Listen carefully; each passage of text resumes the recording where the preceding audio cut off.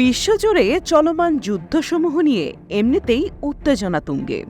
এর মধ্যে বর্তমান সময়ে বেশ কিছু দেশের মধ্যকার বাকযুদ্ধ হয়ে উঠেছে আলোচনার সমালোচনার কেন্দ্রবিন্দু। সম্প্রতি ইরানের ইসলামিক রেভলিউশনারি গার্ড কর্পস আইআরজিসিকে সন্ত্রাসী সংগঠন হিসেবে তালিকাভুক্ত করেছে উত্তর আমেরিকার দেশ কানাডা। এই সিদ্ধান্তের কঠোর নিন্দা জানিয়েছে মধ্যপ্রাচ্যের শক্তিশালী দেশ ইরান। এমন উস্কানিমূলক পদক্ষেপের পরিণতির জন্য কানাডার সরকারকে জবাবদিহি করতে হবে বলে তৎক্ষণাৎ হুঁশিয়ারিও উচ্চারণ করেছেন ইরানের তত্ত্বাবধায়ক পররাষ্ট্রমন্ত্রী আলী বাঘেরি। গত কয়েক বছর ধরে কানাডার বিরোধী আইন প্রণেতাদের পাশাপাশি ইরান প্রবাসীদের দাবির মুখে এই পদক্ষেপ নিল অটোয়া। গত বুধবার কানাডার জননিরাপত্তা মন্ত্রী ডমিনিক লেব্ল্যাঙ্ক এই সিদ্ধান্তকে বৈশ্বিক সন্ত্রাসবাদের বিরুদ্ধে লড়াইয়ে গুরুত্বপূর্ণ হাতিয়ার বলে বর্ণনা করেছেন। এই প্রসঙ্গে ব্রিটিশ সংবাদ মাধ্যম বিবিসি জানায়, সন্ত্রাসী সংগঠনের তালিকাভুক্ত হওয়ার অর্থ হল আইআরজিসির শীর্ষ কর্মকর্তা সহ ইরানের কয়েক হাজার জ্যেষ্ঠ সরকারি কর্মকর্তা কানাডায় প্রবেশ করতে পারবেন না।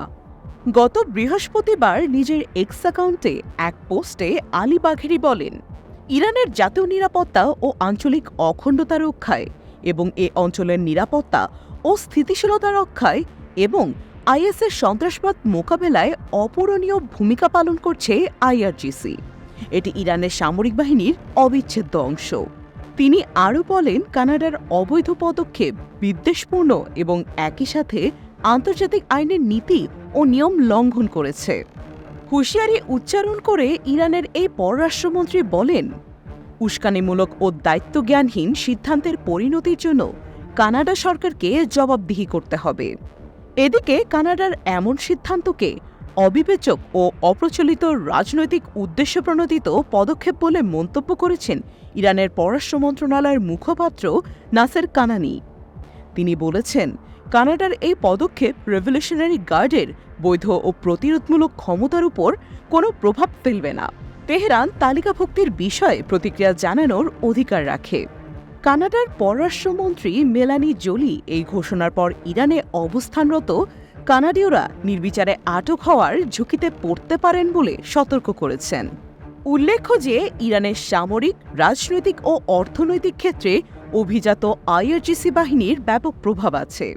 ইরানের সর্বোচ্চ নেতা আয়াতুল্লাহ আলী খামেনির সঙ্গে এই বাহিনীর প্রবল ঘনিষ্ঠতা রয়েছে। আইআরজিসির প্রায় 2 লাখ সক্রিয় সদস্য রয়েছে। এই বাহিনীর নিজস্ব শক্তিশালী স্থল, নৌ ও বিমান বাহিনী আছে। তারা ইরানের কৌশলগত অস্ত্র তদারক করে থাকে। কানাডা এর আগে কুদস ফোর্সকে সন্ত্রাসী গোষ্ঠী হিসেবে তালিকাভুক্ত করে। কানাডীয় সরকারের মতে আইআরজিসি কুদস ফোর্সের মাধ্যমে মিত্র সরকার এবং সশস্ত্র গোষ্ঠীগুলোকে অর্থ, অস্ত্র, প্রযুক্তি, প্রশিক্ষণ এবং পরামর্শ প্রদান করে মধ্যপ্রাচ্যে প্রভাব বিস্তার করে। এবার বুধবারের ঘোষণায় পুরো আইআরজিসিকেই সন্ত্রাসী সংগঠনের তালিকাভুক্ত করেছে কানাডা। এছাড়া এর আগে যুক্তরাষ্ট্র আইআরজিসিকে সন্ত্রাসী সংগঠন হিসেবে ঘোষণা করেছে এবং যুক্তরাজ্য এই সিদ্ধান্ত নেওয়ার প্রক্রিয়ায় রয়েছে।